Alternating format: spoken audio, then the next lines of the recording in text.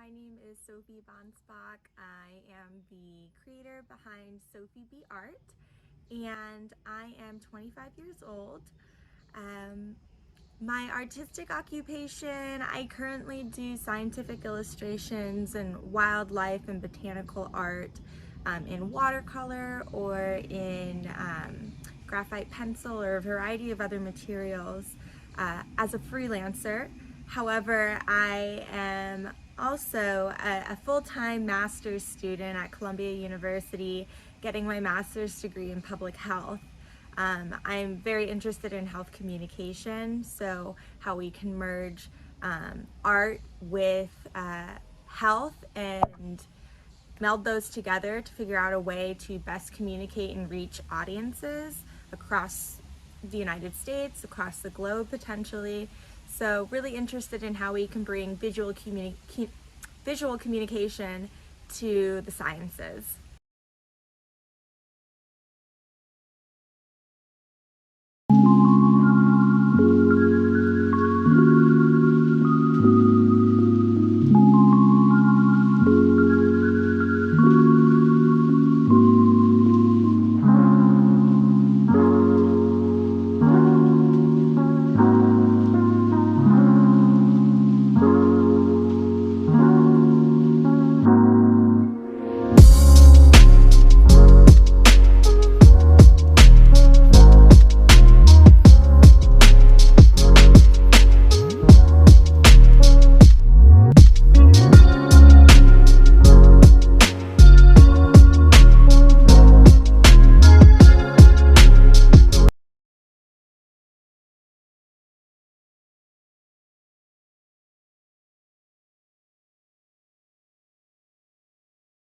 So with scientific illustration, which is my undergraduate degree, we learn different ways to represent scientific concepts visually for educational purposes.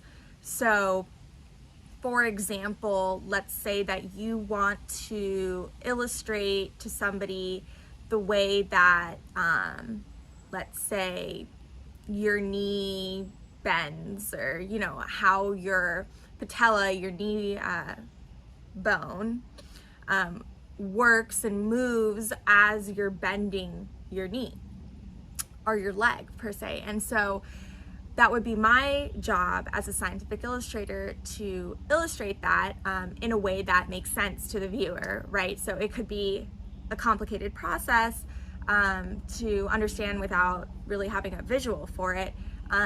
And so it would be my job to make that as clear as possible. So on one aspect for scientific communication, that is kind of an explanation of describing that art process. However, currently now I do a lot more just like wildlife and botanical illustrations, so less medical. And I usually do those illustrations with watercolor, with graphite pencil. So yeah, I would describe my art as kind of bringing science and detail into a realistic framework.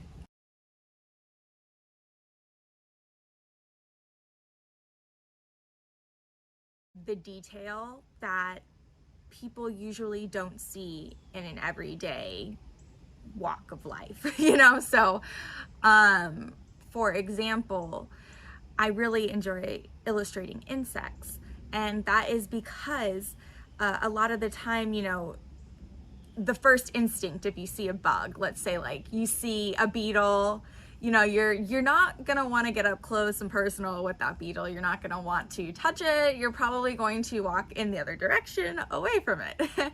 And so I feel like that's pretty much like a primal instinct that we have, right? You don't want to touch a spider. You don't want to touch a cockroach. Interestingly, when I started looking at different images of insects up close, looking at, bugs under a microscope, it is really incredible the amount of detail and intricacies that they have in their bodies. I mean, it blew me away. It was like a whole nother world in there, like a cosmos. It was really gorgeous. And so that really brought me to a place where, as an artist, I wanted to have other people experience that feeling of, surprise about seeing something so beautiful up close. And so through my art, I aim to reintroduce our eyes to just the everyday beauty that we usually just don't go through life seeing or recognizing as easily.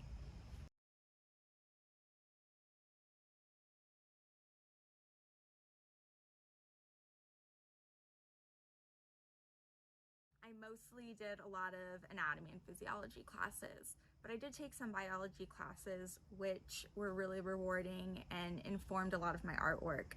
Um, Currently, with my public health degree, I'm taking a lot of health classes where I'm learning about different determinants of health, how the environment and your social life and policy can shape our health outcomes.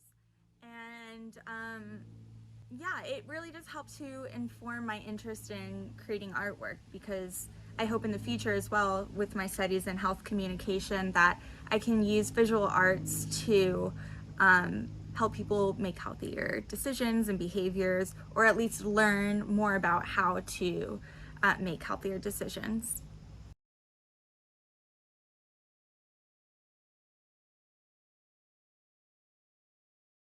I don't know if you would call me an artist at that time, but at least before I could create memories, my parents were always telling me that I would want to paint and draw. And it wasn't until middle school I really started getting some formal training in art. My middle school art teacher was absolutely fantastic. I still stay in touch with her and we're very close friends. And she really taught me, the principles of design, the principles of painting, drawing, all of that. And from there, I really took to it and started exploring my interests in art. Um, Throughout high school, I continued to paint and draw, and I decided once I graduated high school that I'd pursue a bachelor's of fine arts.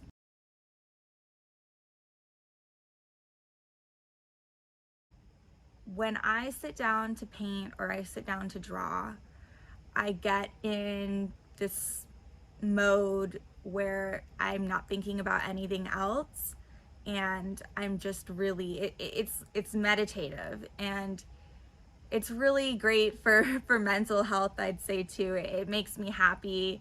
It lets me slow down time and just focus on myself.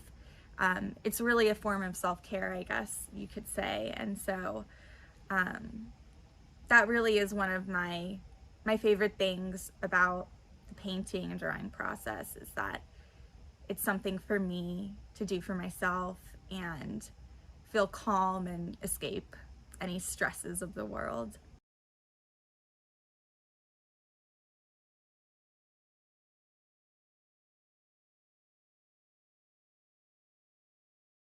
Having somebody not only want to purchase your art, but want to wear your art for the rest of their life. I mean, that's probably the biggest compliment I think I've ever received, just not even like within the art world, like outside of the art world. It's pretty incredible. And so yeah, one of my close friends, she got a one of my flowers tattooed on her. I had some other interest in a woman who wanted one of my beetle paintings tattooed on her. It's really exciting to have that happen. And yeah, and for anyone who's watching, if you are interested in getting a tattoo of my work, just message me. And I do ask that, I know you can print out my artwork and bring it to the tattoo artist, but I do ask that, you support me in some way through purchasing that art piece.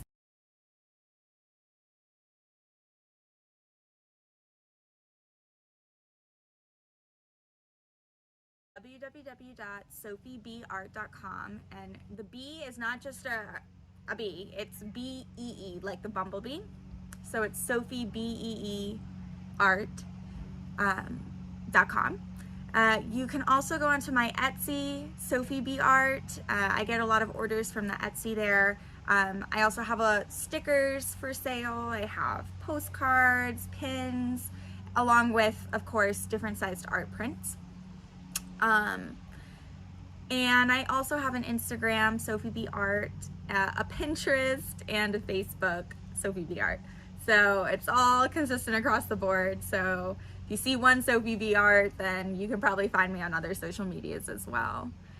I did also forget to mention I have a YouTube, Sophie B Art, where I post videos of myself painting, time lapses, and I also give tips about how to paint, how to fix your mistakes when you make one with watercolor. And I'm hoping very soon to create a tutoring channel where I upload videos and teach people the basics of how to draw, how to paint, and give tips on wildlife and botanical art as well.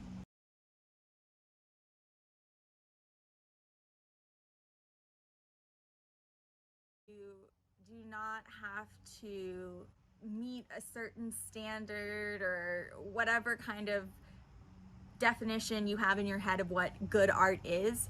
You are an artist if you create. And so, whether that be through abstract art, realism, painting, drawing, whatever it is, I think every single person is an artist in their own way. You just kind of have to figure out what's for you. After they see my art, and I want them to feel like they're inspired to create themselves and that they can create themselves. And I guess now I'm just thinking the third thing, don't be afraid to just do weird stuff with your art, right? So, like, this is most recently for me, but I have been wanting to paint bugs for a really long time. And I've talked about this a little bit on my Instagram, but I always felt like, oh, well, I've been really wanting to do this, so what if it turns out bad and then it's disappointing, or, something like that? Or what if people think I'm really weird because I like drawing insects and a lot of people don't like bugs? And I don't know, I put it off for so long because I kept being like, what if, or all these what ifs, and that were like creating barriers to me actually doing something that I liked. So I guess what I have to say for other people, and I hope they learn this by seeing my own art, my own weird art, that if they have something weird that they want to do, they want to try with their art or painting, or I don't even know, just do it, man. Like, just do it. It'll make you so much happier in the long run.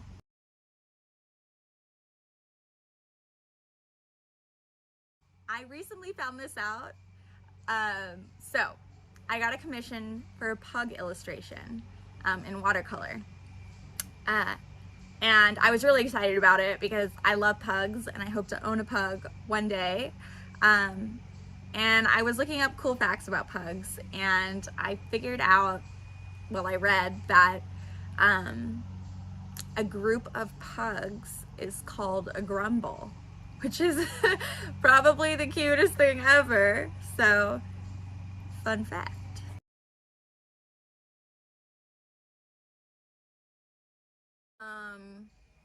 If my life was a book, it would be called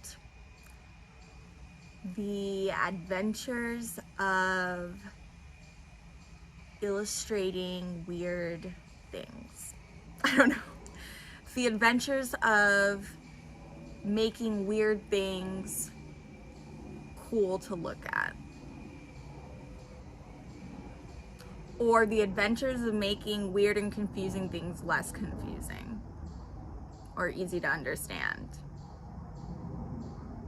I don't know. I like the question though. I'll have to think a little bit more about it.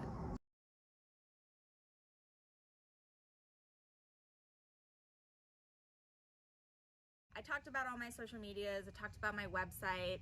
Everything's Sophie B Art. But you can really watch my progression through commissions or through other art projects that I have going on my Instagram. That's probably the best way to keep up with me over time. So I'll post little videos or snippets or reels or, you know, pictures of my progress through several different types of paintings that I am working on.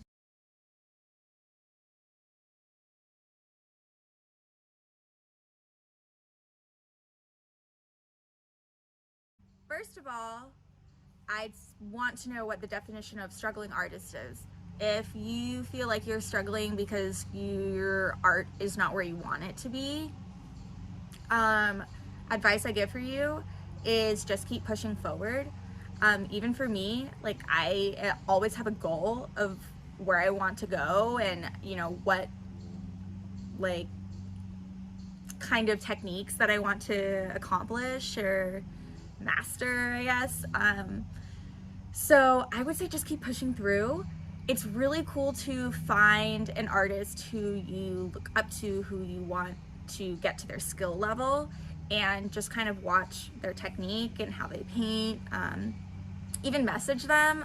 I've messaged a lot of artists who I admire and just ask them about their process and you know, what they do and what inspires them, and I've learned a lot from that. Yeah, so just don't give up, keep trying. And you know, another thing, this kind of goes along the lines of not giving up, but like for the longest time I would start an art piece and then halfway through I'd say like, this looks terrible, and just throw it away or something. Do not do that, because I found that when I don't give up on it and I keep pushing through and fixing it and trying again, it actually, like most of the time, it actually ends up looking pretty cool by the end of it. It might not be exactly what you imagined it to turn out to look like, but if you give up on it halfway, you'll never figure out what the end might look like, and you might end up liking it. So just don't give up on yourself halfway through. Don't give up on your artwork. And you know, if you do, don't throw it away, because that mentally kind of tells yourself like, oh, this is bad and it deserves to be in the trash. It doesn't. It's not trash. It's your process. It's how you're getting to where you're going. And I think it's really important to, you know, keep like a scrapbook of those memories about where you started and, you know, where your goal is and how you're progressing. So don't throw away your old art either. Just keep it. And you might look like a hoarder, but you know what? Keep it. It's been a real pleasure to, you know, get to share my art with the world and get to continue talking to artists and sharing ideas with artists and growing myself. So thanks so much. And you know, for viewers out there, again, if you'd like to follow me, purchase my artwork, support me in any way, you can purchase my artwork on my Etsy, Sophie B Art, and you can follow my you know, my artist life on Instagram, Sophie B Art. I have a YouTube that I should probably be updating more often than I do right now, Sophie B Art, and a Facebook as well. So thank you guys so much. If you're interested in hearing more about my story or getting more tips, please feel free to DM me on my Instagram, on my Facebook. I love talking to people. So yeah, thank you so much.